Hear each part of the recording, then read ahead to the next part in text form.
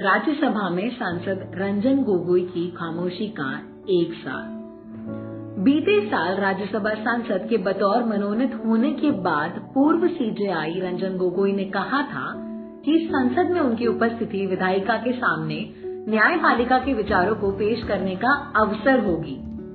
हालांकि रिकॉर्ड दिखाता है कि इस 1 साल में वे उंगली पर गिने जा सकने वाली बार ही सदन में नजर आए हैं।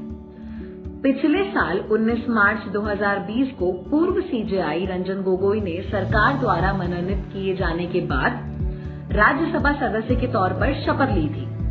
उनके शपथ ग्रहण में विपक्ष के सदस्यों की नारेबाजी से व्यवधान बढ़ गया था, जिनका आरोप था कि उनका नामांकन कार्यपालिका और न्यायपालिका के बीच शक्तियों के पृथक्करण की संवैधानिक व्यवस्था का उल्लंघन है।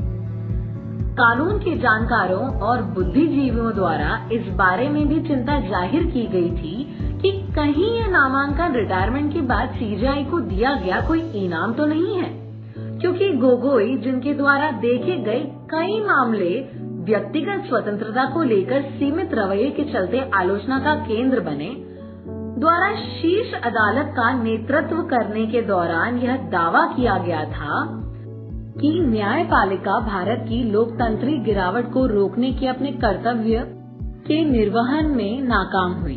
हाल के समय में सुप्रीम कोर्ट की विश्वसनीयता को कम करने वाला पहलू उसका जम्मू कश्मीर से अनुच्छेद 370 को हटाने के बाद पूर्व मुख्यमंत्रियों और बड़े नेताओं समेत अवैध तरीके से हिरासत में लिए गए लोगों द्वारा दायर कई बंदी प्रत्यक्षीकरण याचिकाओं पर आंखें मूंदे रहना रहा।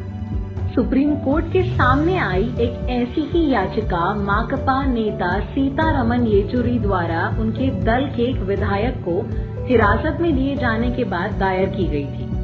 इन विधायक को हिरासत में लिए जाने के आधार को परखने की बजाय गोगोई ने किसी राजनीतिक गतिविधि का हिस्सा न बनने की शर्त पर येचुरी को जम्मू जाने की इजाजत दी और वापस आकर कोर्ट को सूचित करने को कहा। यह आदेश कार्यपालिका द्वारा दिए किसी शासनादेश की तरह था। संविधानविद गौतम भाटिया एनआरसी की कार्यान्वयन प्रक्रिया का जिम्मा संभालने के सुप्रीम कोर्ट के फैसले में मुख्य न्यायाधीश गोगोई द्वारा निभाई गई महत्वपूर्ण भूमिका की ओर इशारा करते हैं। इसके चलते एनआरसी के प्रतिकूल तरह से प्रभावित होने वालों के पास कोई रास्ता ही नहीं बचा था, क्योंकि देश की सबसे बड़ी अदालत के आदेशों के चलते इस प्रक्रिया को वैधता मिली थी। जैसा कि भाटिया ने स्पष्ट रूप से कहा, उनके कार्यकाल के दौरान सर्वोच्च न्यायालय एक ऐसी संस्था जो अपने सारे विषम इतिहास के साथ कम से कम अपने प्राथमिक काम के तौर पर व्यक्तिगत अधिकारों के एक संरक्षण के लिए प्रतिबद्ध था, से एक ऐसी संस्था में तब्दील हो गया जो कार्यपालिका की भाषा बोलती है और जिसे कार्यपालिका से अलग करके देखा ही नहीं जा सकता। फिर भी सीजेआई के तौर पर हुई सभी आलोचनाओं को दरकिनार करते हुए गोगोई ने नरेंद्र मोदी सरकार द्वारा उन्हें राज्यसभा के लिए नामित करने के प्रस्ताव को स्वीकार किया। इसे स्वीकार करने को लेकर स्पष्टीकरण देते हुए गोगोई ने कहा, संसद में मेरी उपस्थिति विधायिका के समक्ष न्यायपालिका के विचारों को पेश करने का एक अवसर होगा। एक टीवी इंटरव्यू में उन्होंने कहा, इस नामांकन के लिए मेरी स्वीकृति इस दृढ़ विश्वास से उपजी है कि जब राष्ट्रपति आपकी सेवाओं के लिए आग्रह करते हैं तो उन्हें न नहीं कहा जा सकता।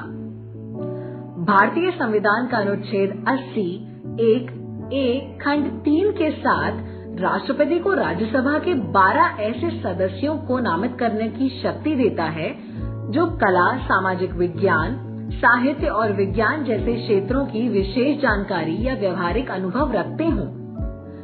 28 जुलाई 1947 को संविधान सभा की बहस में भाग लेते हुए एन गोपाल स्वामी आयंगर ने राज्यसभा के सदस्यों के रूप में प्रख्यात व्यक्तियों के नामांकन को इस आधार पर उचित ठहराया कि भले ही वे राजनीति का हिस्सा न हो, पर वे अपनी विशेषज्ञता के साथ संसदीय बहस में योगदान देंगे। इसलिए किसी भी सामान्य सदस्य से अधिक मनोनीत सदस्य से यह अपेक्षा की जाती है कि वह उन नीतियों या विधेयकों जो उनकी विशेषज्ञता के दायरे में आते हों, उन पर होने वाली संसदीय बहसों में अपने विचार पेश कर उनकी गुणवत्ता बढ़ाएं। एक पूर्व सीजेआई के पास विधेयकों पर होने वाली बहस में योगदान करने के लिए बहुत कुछ होता है, क्योंकि किसी भी बड़े बदलाव से कानून संबंधित सवाल जुड़े ही होते हैं।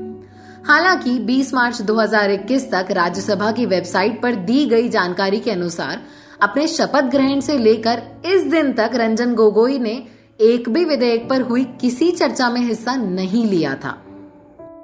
बीते एक साल में संसद में कई विवादित विधेयकों पर चर्चा हुई, जिनमें 3 कृषि कानून मुख्य थे।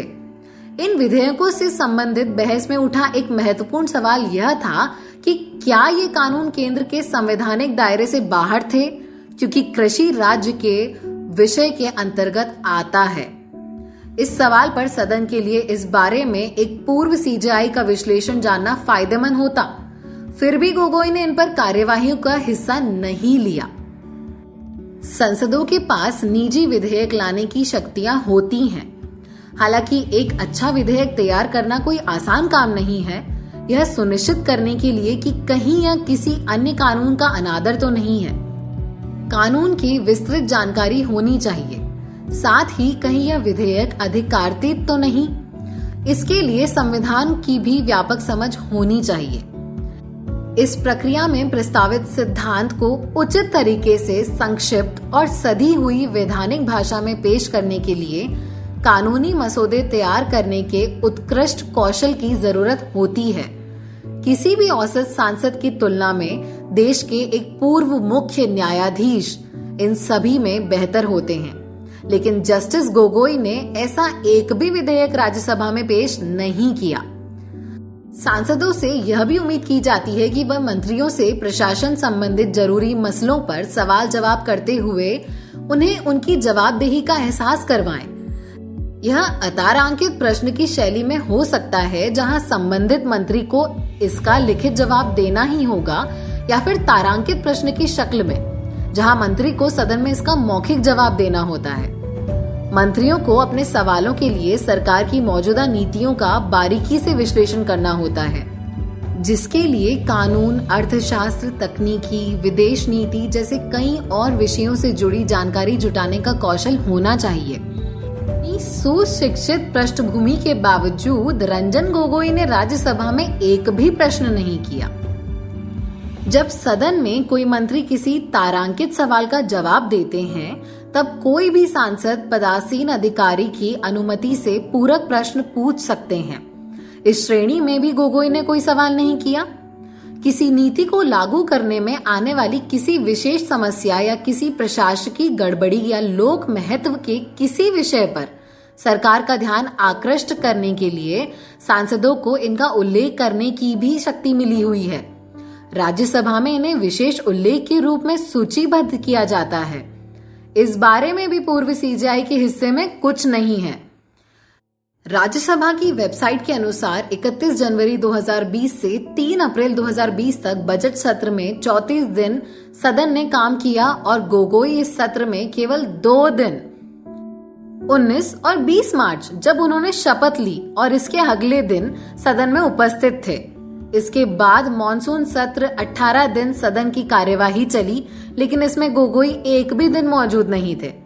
वर्तमान बजट सत्र में 20 मार्च 2021 तक राज्यसभा में 33 दिन काम हुआ है, जहां गोगोई केवल एक दिन 12 फरवरी को उपस्थित रहे हैं। यह विडंबना ही है कि संसद में गोगोई की मौजूदगी से जुड़ा सबसे बड़ा मसला उस समय सामने आया जब सदन में तृणमूल कांग्रेस की लोकसभा सांसद महुआ मोइत्रा ने पूर्व सीजेआई के खिलाफ लगे यौन उत्पीड़न के आरोप का जिक्र किया, जिसे भाजपा के सांसद रिकॉर्ड से हटवाने में सफल नहीं हुए।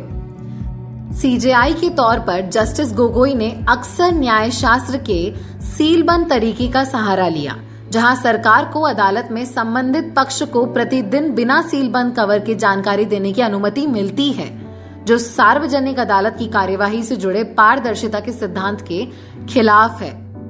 सरकार की ओर से राज्यसभा का नामांकन स्वीकार करते हुए जस्टिस गोगोई ने कहा था कि उनके लिए यह सांसद को सेवाएं देने का अवसर होगा। तो सांसद गोगोई की ये सेवाएं क्या हैं? शायद ये जवाब भी सील लिफाफे में ही बंद है।